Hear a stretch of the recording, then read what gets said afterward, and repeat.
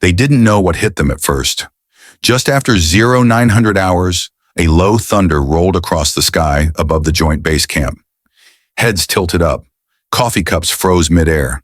A sleek Rafale jet, steel gray and glinting in the sun, carved through the Nevada air like a blade, banking left so close to the ground you could see the pilot's visor. No flag, no announcement, just power in motion.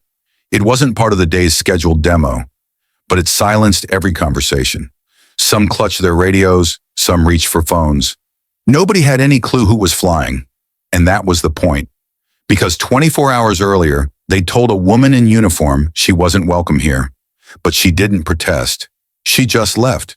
And now here she was, writing her answer in contrails across their sky. They told her to step down. She flew over their heads. Her name was Staff Sergeant Ava Morgan. Born in Georgia, shaped by storms, and hardened in cockpits the way only fighter pilots know. Ava was quiet by nature, a woman who led by precision and presence, not volume.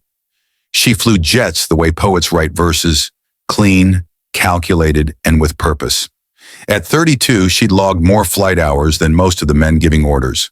She was assigned to the multinational training initiative out near Tonopah, a patchwork operation filled with foreign contractors, junior officers, and more politics than protocol. But Ava didn't care for optics. She was there to fly, to represent her unit, and to remind the sky it still had standards. That morning, she'd worn her uniform clean and pressed. Her name tag sat sharp above her chest. Her boots hit the gravel with pride. She wasn't there to make a scene. She was there to do her job. But some folks saw the uniform and didn't see the woman behind it. And that's where things got sideways. It happened at a coordination event hosted by a NATO-aligned tech contractor. Ava walked into the camp's planning tent, a temporary structure dressed up with LED screens and laminated name tags. She was met at the door by a young woman in logistics, clipboard clutched like armor.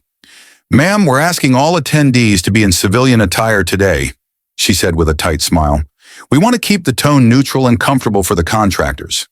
Ava blinked. "This is my duty uniform," she replied evenly. "I was instructed to report as liaison for the aerial demo." The woman's eyes flicked to the patch on Ava's chest, then away. "I understand, but we've had some concerns from guests about the presence of military personnel. We're asking for discretion." It wasn't about rules.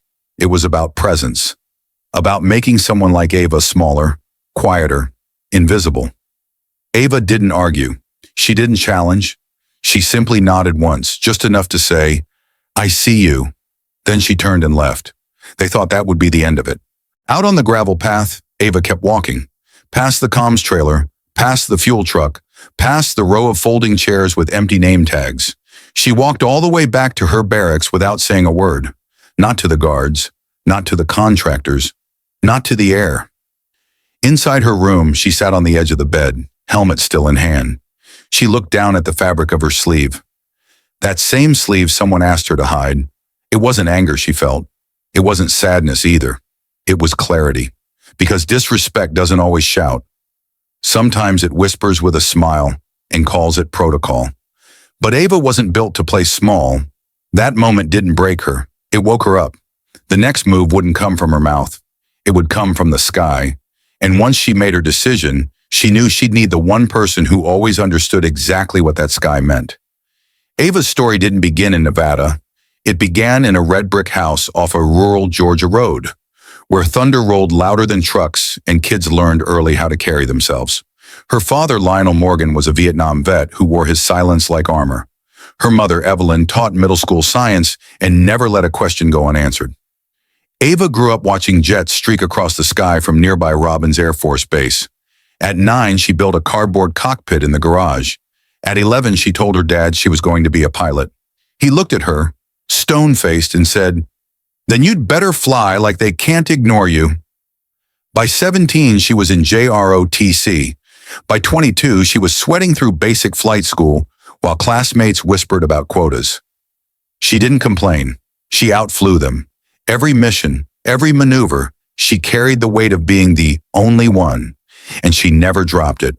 That's why when the insult came, it didn't surprise her, but it did activate something she'd been holding for years. something she was finally ready to unleash. Her fingers moved fast across her phone screen, punching in a name she hadn't called in nearly 2 years. Colonel Michel Duray, French Air Force. They'd trained together in Avord during a NATO readiness exchange. Duray was gruff, sharp, and loyal to a fault. When he answered, his voice came through like gravel and espresso. "Morgan?" he said, surprised. "Didn't expect to hear from you stateside." Ava kept it brief, told him what happened, told him she needed one flight. Just one. No questions asked. He didn't ask for details, he just said, "Meet me halfway." That was all she needed. Duray pulled strings. Ava packed her gear. And before the sun dipped below the desert hills, a hangar door near an auxiliary strip creaked open. Inside, under a canvas tarp, sat a bird built to cut clouds. The Dassault Rafale.